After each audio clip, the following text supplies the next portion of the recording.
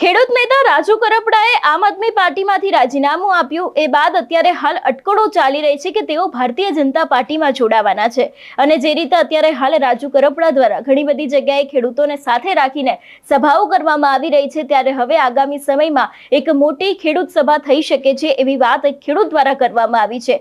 આ વિષયને લઈને વિગતે વાત કરી કે હવે આગામી સમયમાં રાજુ કરપડા શું નવાજૂની કરશે।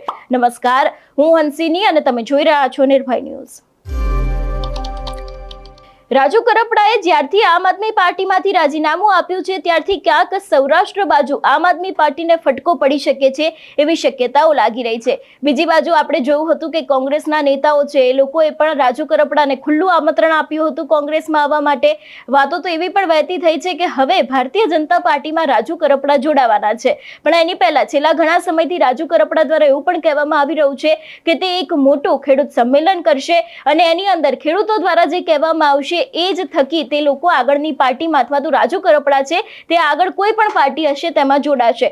અત્યાર સુધી તેમના દ્વારા ઘણા બધા ખેડૂત સભાઓ છે તે કરવામાં આવી છે, ઘણા બધા ખેડૂતો છે એ લોકોએ રાજુ કરપડાનો આ નિર્ણય છે તે આવકાર્યો પણ છે, પરંતુ હવે આગામી સમયમાં એક મોટી સભા થઈ રહી છે એવી વાત ખેડૂત દ્વારા કરવામાં આવી છે, જેની અંદર ઘણી બધી સમસ્યાઓ છે એનું નિરાકરણ પણ લાવવામાં આવશે, સમસ્યાઓને લઈને વાત પણ કરવામાં આવશે। આ વિષયને લઈને અને સભામાં આવવા માટેનું આહવાન કરતા ખેડૂત દ્વારા શું કહેવામાં આવ્યું છે સાંભળીએ। જય જવાન જય કિસાન।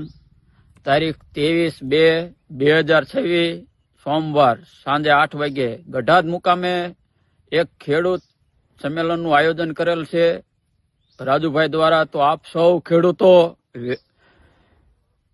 બહોળી સંખ્યામાં ઉપસ્થિત રહી આપણા તાલુકાની જે એક મોટામાં મોટી સમસ્યા છે જે સિંચાઈને લગતી એ સૌની યોજનાનું પાણી આપણા વિસ્તારને મળી રહે તે હેતુસર સબુરી ડેમ છે, કોઈ મોટા ગામમાં મોટા તળાવ પણ છે, જે તળાવો 3 થી 4 5 એવા સીમ વિસ્તારમાં પણ મોટા તળાવો આવેલા છે, જેમાં સૌની યોજનાનું પાણી મળી રહે તો સર્વ ખેડૂતોને લાભ થાય એ માટે એક આયોજન કરેલું છે મીટિંગનું। તો આપ સૌ ખેડૂત ભાઈઓ વિશાળ જનમેદની સાથે ઉપસ્થિત રહેવા સર્વ ખેડૂત મિત્રોને મારું હાર્દિક આમંત્રણ છે રાજુભાઈ તરફથી। જય જવાન જય કિસાન। તારીખ 23/2/2026 સોમવાર સાંજે 8 વાગે ગઢાદ મુકામે એક ખેડૂત સંમેલનનું આયોજન કરેલ છે રાજુભાઈ દ્વારા। તો આપ સૌ ખેડૂતો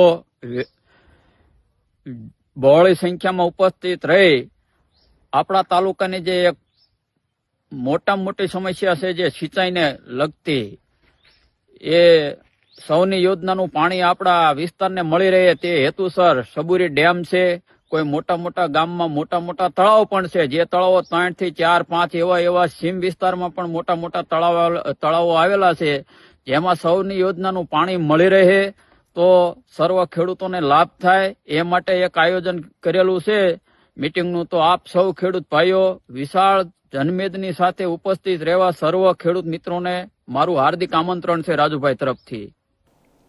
એક તરફ રાજુ કરપડાના રાજીનામાથી રાજકારણ ગરમાયું છે કારણ કે આમ આદમી પાર્ટીમાં અંદરના ડખા ચાલી રહ્યા છે એવી વાત સામે આવી છે।